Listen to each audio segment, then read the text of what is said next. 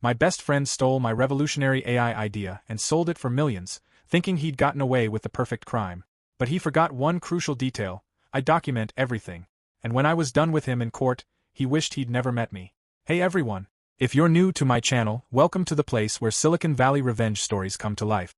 I share the most insane tales of betrayal, backstabbing, and ultimate justice from the tech world's darkest corners. If you love watching greedy backstabbers get exactly what they deserve, make sure you hit that subscribe button and ring the notification bell, because trust me, after what you're about to hear, you'll want to stick around for every single story I tell. The golden rule of Silicon Valley that nobody talks about in those glossy startup magazines is this: when you're about to make a game-changing move, don't tell anyone. Not your colleagues, not your family, and definitely not your best friend. Because in this industry, trust is a luxury that can cost you everything. My name is Justin Parker, I'm 42 years old, and until 18 months ago, I thought I understood what friendship meant in the cutthroat world of artificial intelligence development. I'd been working in Silicon Valley for over 15 years, climbing my way up from junior software engineer to senior AI researcher at Neurodyne Technologies, one of the most prestigious AI companies in the Bay Area. I'm single, divorced 3 years ago when my ex-wife decided that a tech engineer's 80-hour work weeks weren't compatible with her vision of work-life balance. We didn't have kids, which made the split cleaner but left me completely focused on my career and the breakthrough innovations I was developing. For the past 5 years, I'd been working on what I privately called Project Aurora, a revolutionary artificial intelligence system that could predict consumer behavior with unprecedented accuracy. Not the basic recommendation algorithms that companies like Amazon and Netflix use, but something far more sophisticated. An AI that could analyze microscopic behavioral patterns and predict purchasing decisions up to 6 months in advance with 94% accuracy. The implications were staggering. Imagine if companies could know exactly what their customers would want to buy half a year before the customers themselves knew. Marketing departments could optimize campaigns with surgical precision. Inventory management would become impossibly efficient. Stock prices could be predicted with mathematical certainty. But here's what made Project Aurora different from every other AI system being developed. I discovered a way to integrate real-time social media sentiment analysis with subconscious purchasing trigger patterns that I'd identified through years of behavioral psychology research. The breakthrough came during a late-night coding session when I realized that people's social media behavior contains thousands of microsignals about future purchasing decisions that they're not even consciously aware of making. A specific combination of emoji usage, posting frequency, and interaction patterns could predict with remarkable accuracy what someone would buy months later. What would you do if you discovered something that revolutionary? Keep it secret until you could patent it or share it with someone you trusted. Let me know in the comments what your instinct would be, because my decision changed everything. The system was nearly complete, about 85% finished, when I made the biggest mistake of my professional life. I shared my breakthrough with someone I'd considered my closest friend in the industry. Marcus Chen and I had known each other for 8 years. We'd met at a technology conference in San Francisco, both young and ambitious, both convinced we were going to revolutionize artificial intelligence. He was working at a competing firm, but we developed a friendship built on shared late-night conversations about the future of AI, weekend hiking trips in the Santa Cruz Mountains, and a mutual understanding of what it meant to sacrifice everything for technological innovation.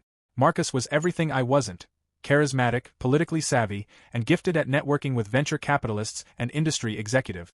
While I spent my time writing code and developing algorithms, Marcus spent his time building relationships and understanding how to monetize innovation. You know what your problem is, Justin? Marcus had said during one of our regular coffee meetings at a cafe in Palo Alto. You're thinking like a researcher, not an entrepreneur.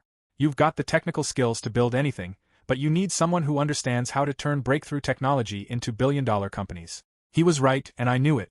I could write AI algorithms that would change the world, but I'd never been successful at translating technical innovation into business success.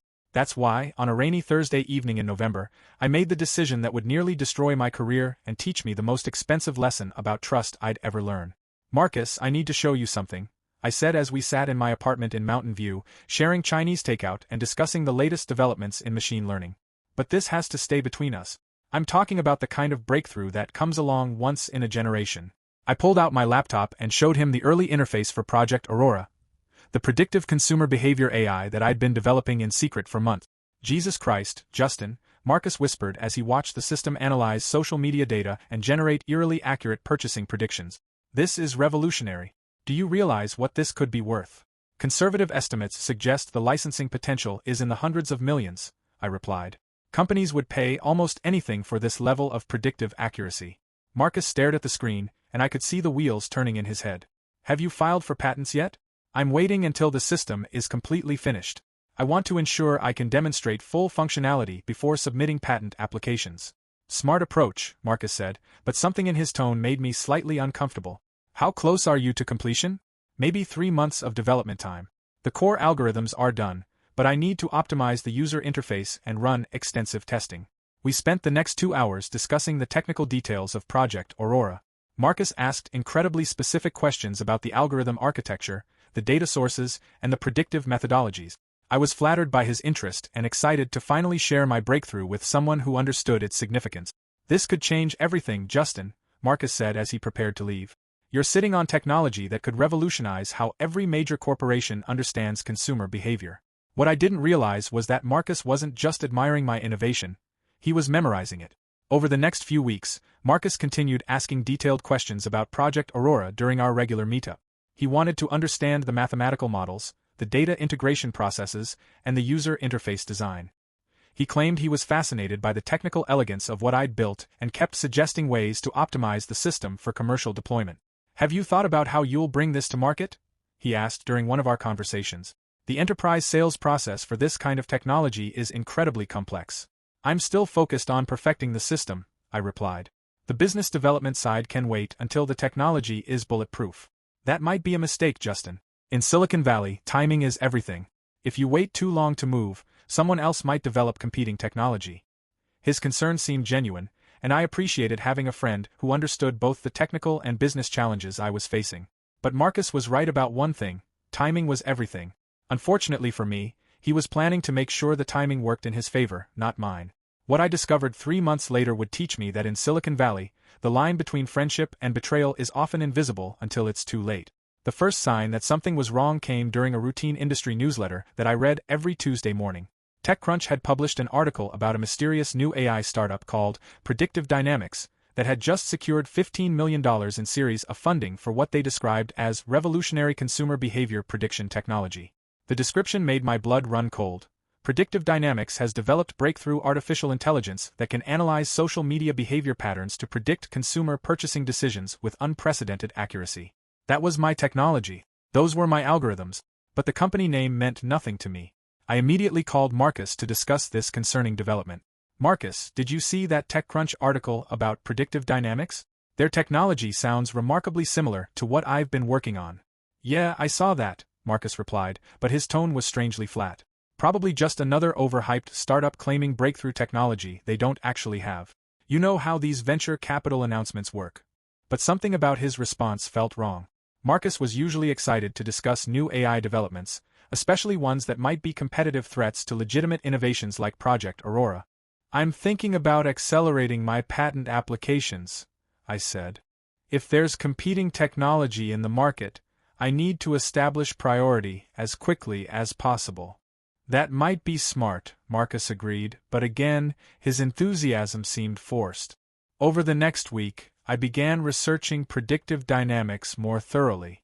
Their website was professionally designed but deliberately vague about technical details.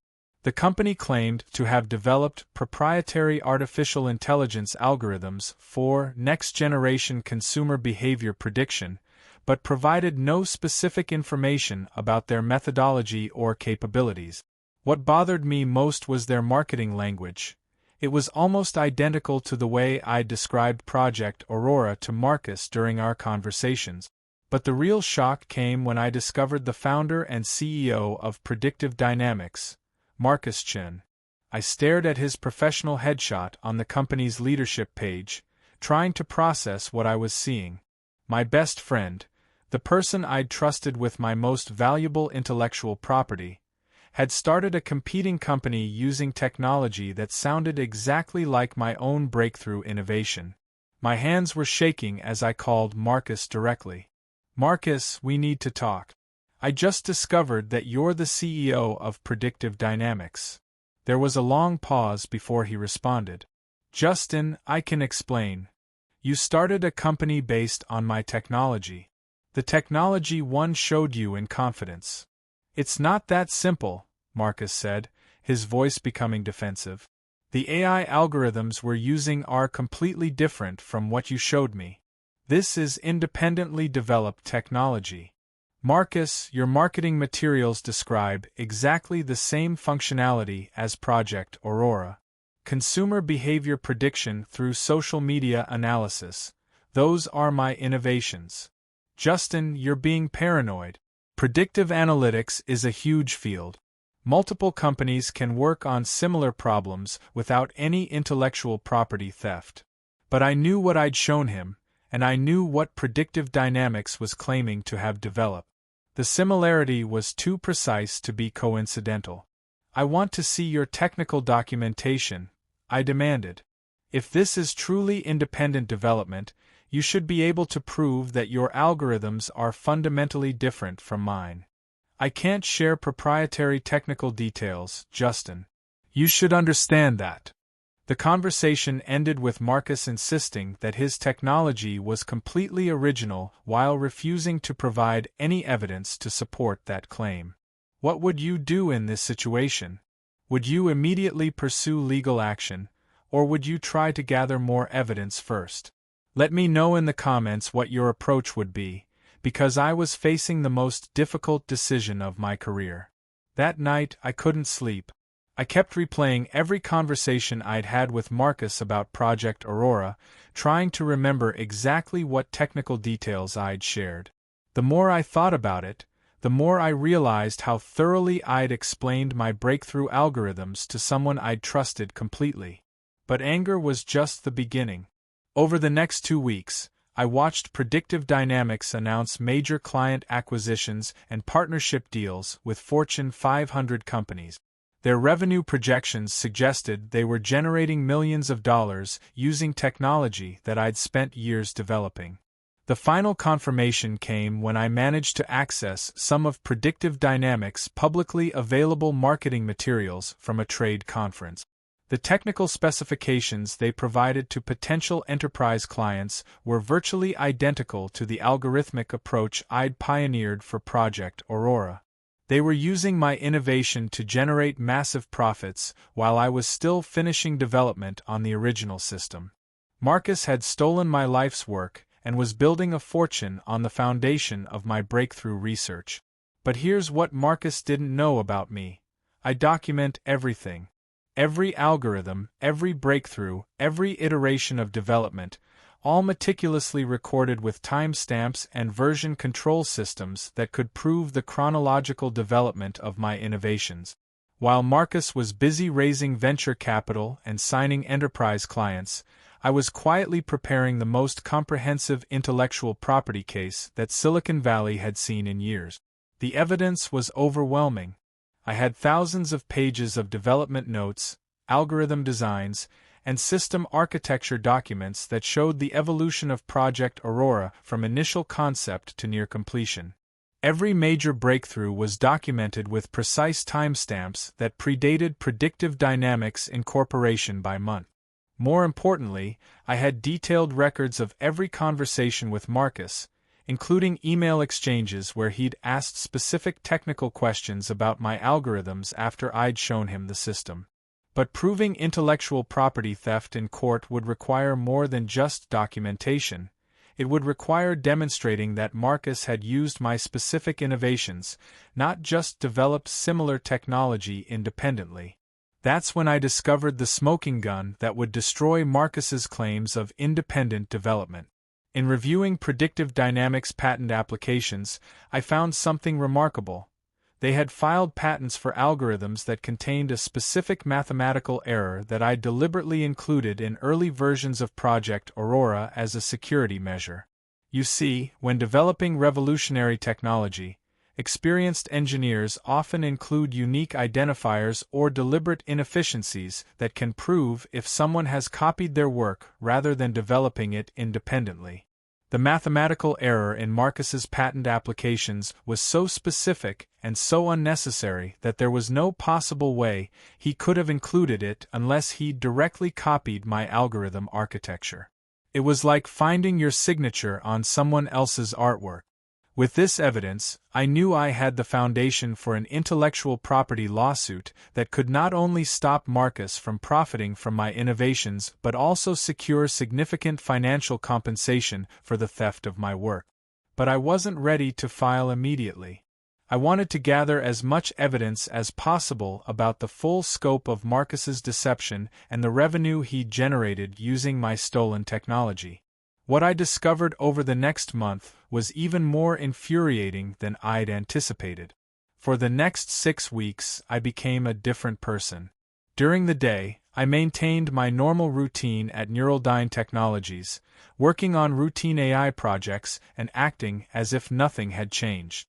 But every evening and weekend, I transformed into a digital detective, methodically building what would become the most comprehensive intellectual property theft case in Silicon Valley history. The first step was documenting every aspect of Project Aurora's development timeline. I spent countless hours organizing 5 years of research notes, algorithm designs, breakthrough moments, and system iterations into a chronological narrative that would prove beyond any doubt when and how I developed each component of my revolutionary AI system. But documentation was just the foundation. I needed to understand the full scope of Marcus's betrayal and the revenue he was generating using my stolen technology. This is where my background in AI research became invaluable. I developed what I privately called Corporate Intelligence Protocol, a system for gathering publicly available information about predictive dynamics business operations, client relationships, and financial performance. Securities filings revealed that Predictive Dynamics had raised $15 million in series of funding at a valuation of $75 million.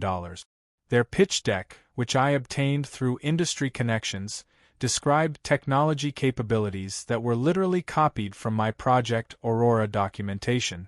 More damaging, I discovered that Predictive Dynamics had already signed enterprise contracts worth over $12 million with major retailers, financial services companies, and technology firms.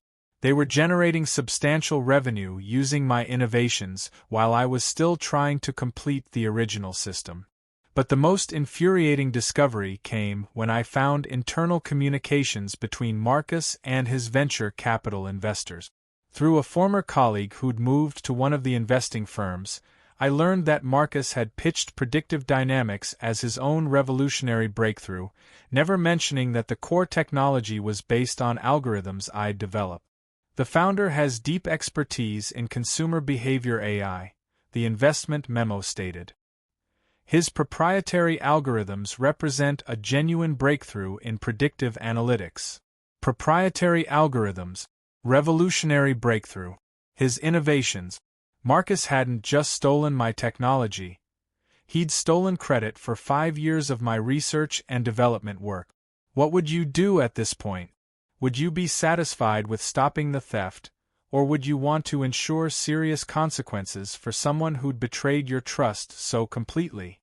Let me know in the comments, because I was determined to make sure Marcus paid the maximum possible price for his deception. That's when I made a decision that would escalate this from a simple intellectual property dispute to total legal warfare. I was going to file for damages that would not only compensate me for my stolen work but also claim a percentage of every dollar Marcus had earned using my innovations.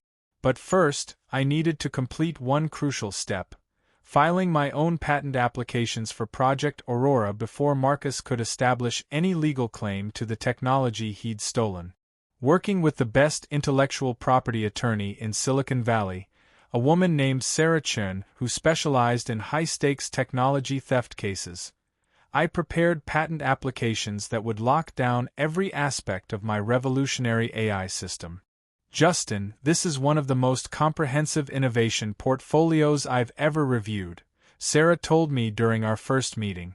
Your documentation is extraordinary, and the technical sophistication of your algorithms is remarkable. What are our chances of proving that Marcus stole this technology? I asked. With the evidence you've gathered?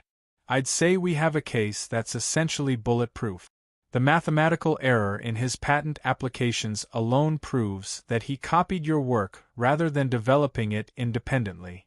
But Sarah also explained something crucial about intellectual property law that I hadn't fully understood.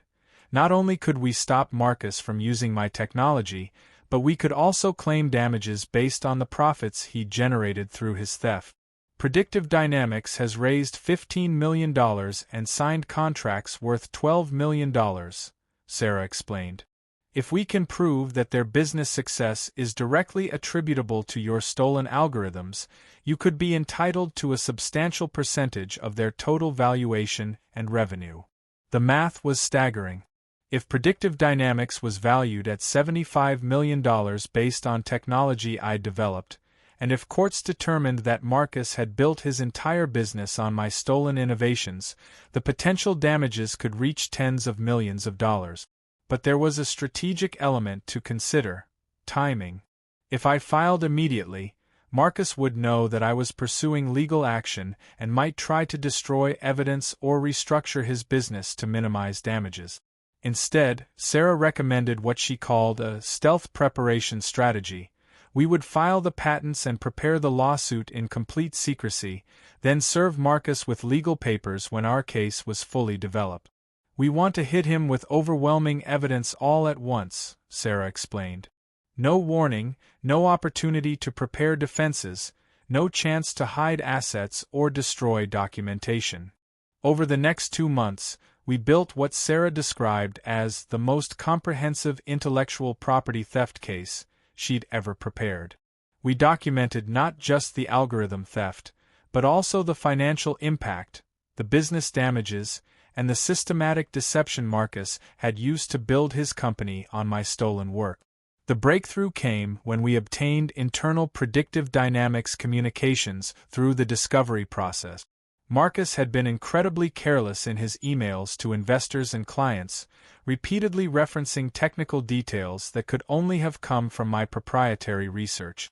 One email to a potential client was particularly damaging. Our algorithms can predict consumer behavior patterns through social media analysis using methodologies that my research partner and I developed over several years. Research partner. Marcus was inadvertently admitting that the technology wasn't independently developed. But the smoking gun was an email to his lead engineer that said, "Implement the behavioral trigger analysis exactly as Justin showed us in his November demonstration. That's the key differentiator for our platform. Justin showed us." Marcus had literally instructed his engineering team to copy my proprietary algorithms. With this evidence, Sarah was confident that we could prove not just intellectual property theft, but also fraud, breach of fiduciary duty, and unjust enrichment. "Justin, this isn't just about stopping the theft anymore," Sarah told me. "We're going to destroy his entire business and recover damages that will make you wealthier than you ever imagined." The final preparation took another month.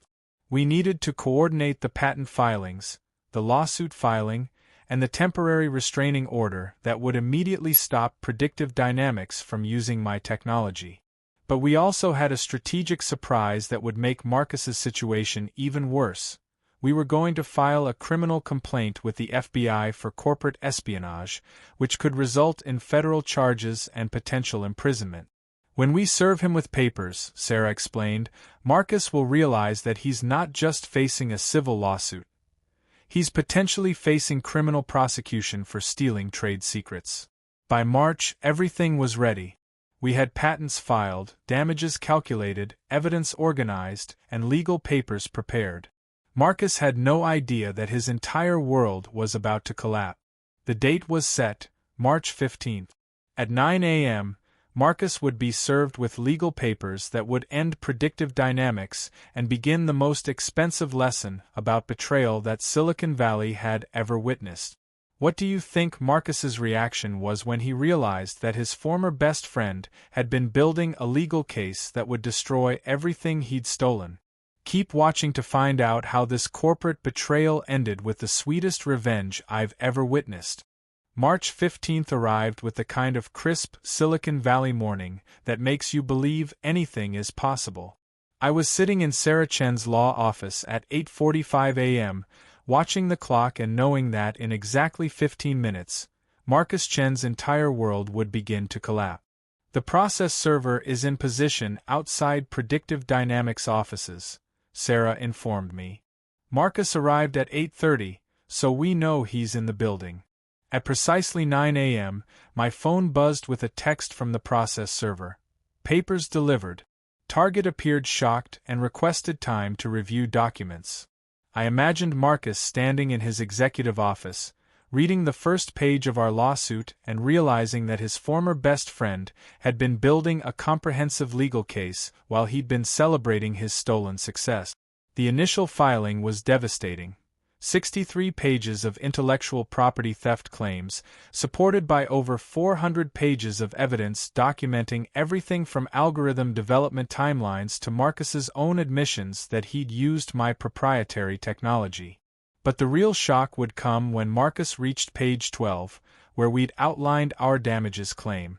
$50 million in compensatory damages, plus 40% of Predictive Dynamics' current valuation and future revenues.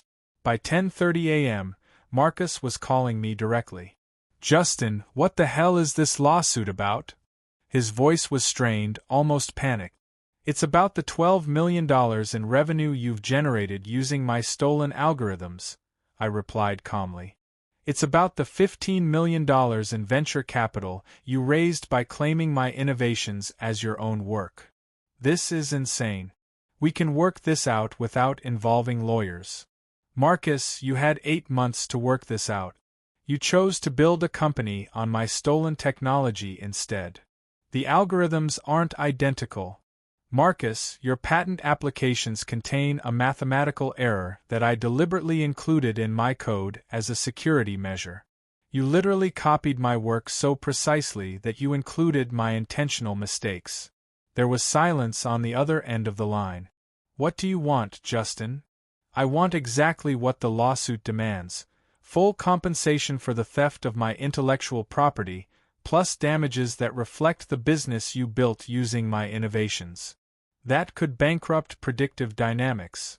That's the point, Marcus. You stole my life's work. Now you get to face the consequences." The call ended with Marcus saying he needed to speak with his attorneys. What happened over the next 6 months was the most satisfying legal destruction I've ever witnessed. Within 2 weeks of filing, we'd obtained a temporary restraining order that prevented Predictive Dynamics from using any technology based on my algorithms. Since their entire platform was built on my stolen innovations, the restraining order effectively shut down their business operations. Marcus tried to argue that his technology was independently developed, but the evidence was overwhelming. The mathematical error in his code proved direct copying. His emails to engineers proved intentional theft. His communications with investors proved fraud. More devastating, several of Predictive Dynamics' major clients canceled their contracts after learning that the company was using stolen technology. No enterprise client wants to risk legal liability by purchasing services based on intellectual property theft. By April, Predictive Dynamics had lost $8 million in canceled contracts and was facing potential lawsuits from investors who'd been defrauded about the originality of the technology they'd funded. Marcus's venture capital investors were furious.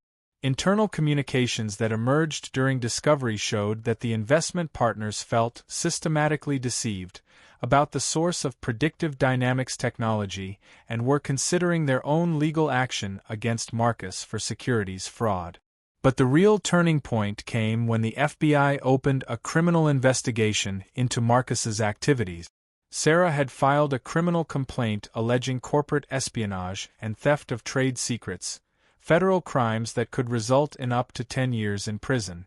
When FBI agents showed up at Predictive Dynamics offices with a search warrant, Marcus realized that he wasn't just facing financial consequences but potential imprisonment. "Justin, we need to settle this," Marcus said during a conference call with our attorneys in June. "The criminal investigation is destroying any possibility of rebuilding the business." "What are you offering?" Sarah asked.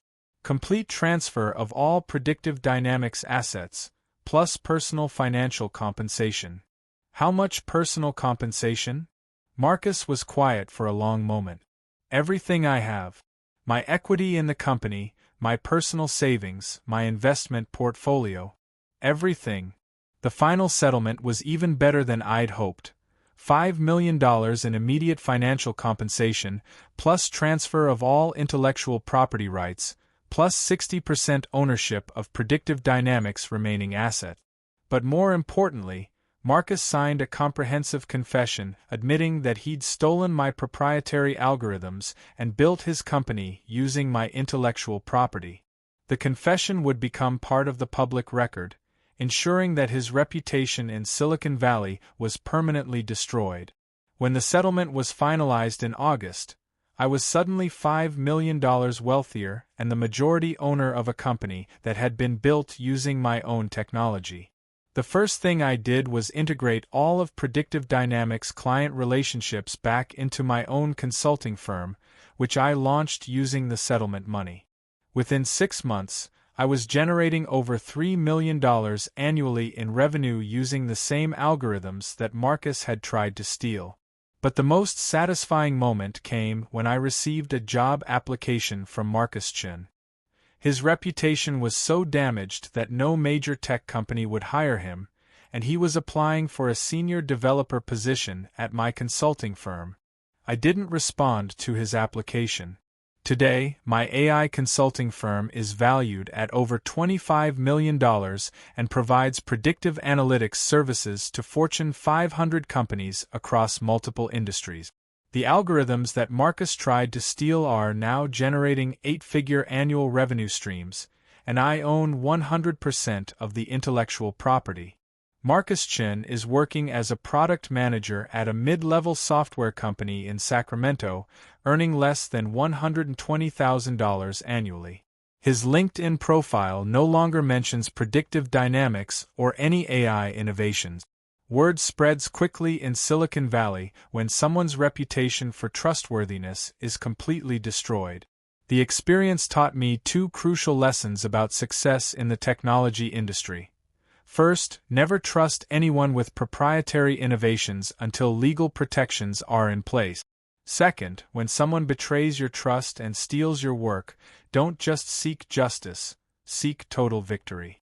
The $5 million settlement was nice, but the real satisfaction came from watching Marcus realize that betraying a friend isn't just morally wrong, it's also the stupidest possible business strategy in an industry where reputation is everything. What would you have done differently in my situation? Would you have been satisfied with just stopping the theft, or would you have pursued maximum damages like I did? And have you ever faced betrayal from someone you trusted completely? Share your thoughts and experiences in the comments below. I read every single one and love hearing about how you've dealt with backstabbers in your own careers. If this story of Silicon Valley justice resonated with you, please hit that like button and subscribe for more incredible revenge stories from the tech industry. Tomorrow I'm sharing the story of how I helped another entrepreneur recover $12 million from a business partner who tried to steal an entire startup. Thanks for watching, and remember, in Silicon Valley, innovation wins, but documenting everything wins bigger.